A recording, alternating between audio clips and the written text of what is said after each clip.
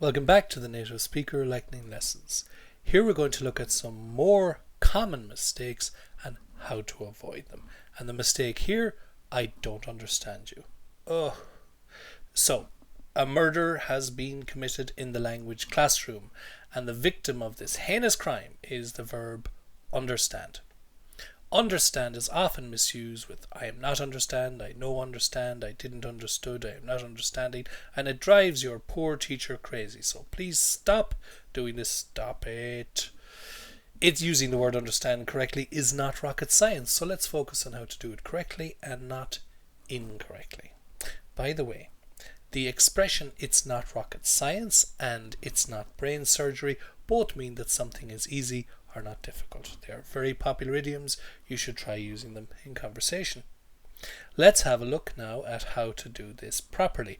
Isn't this so easy? If you're talking about now, you say I don't understand, he, she, it doesn't understand. If you're talking about the past, she didn't understand, and that can be used for everybody. Didn't doesn't change, so it's I didn't, you didn't, he didn't, she didn't, etc. In the future, the same for everybody. They won't understand. Then if you want to change the flavour slightly, you can say he mightn't understand. Mightn't can suggest that it's a possible future. My boss wouldn't understand. This is a hypothetical or imaginary future. And look, understand never changes, and you just put in these auxiliaries or modals. But students tend to add, well, it turns into a complete mess basically. Okay, there are lots of other crazy versions like I am not understand, I no understand, he don't understand instead of he doesn't, she don't instead of she doesn't understand, or in the past she wasn't. Oh look, it just becomes so messy, and then they start messing around with understand and they change it to understood or understanding, and the whole thing becomes one big huge mess. Now if you recognize some of your mistakes in here, make the decision right now saying, right, that's it, I'm never doing that again, and I'm going to do it the right way, which is so easy. Another common problem we have with understand is students often add a you or a me or a person's name after I don't understand, and this suggests that you are criticizing somebody. So these sentences are correct, but they mean that you're having an argument. Okay, you are criticizing somebody, and lots of our au pairs or our homestay students, they live with their host family, and very innocently they say I don't understand you, and the host family thinks they're starting an argument. Can you imagine the misunderstandings that occur? So be very careful here. If you say I don't understand you, that means you're criticizing somebody, you're starting a fight. So be careful about that. Okay, other phrases that can be used for I don't understand include I'm not sure I follow, how do you mean exactly, and come again, and I can't make head nor tail of it.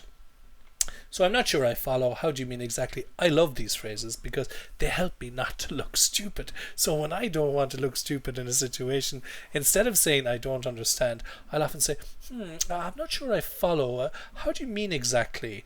And this means that I understood 30%, but could you explain the other 70%, because this is a very complex point you're making.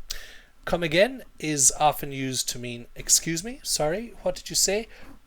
Or here it can be also used to mean I don't understand. So the person will repeat the phrase, but it sounds like come again, and we often say sorry, come again, and we say it very quickly, and then the tone goes up at the end. Sorry, come again. All right.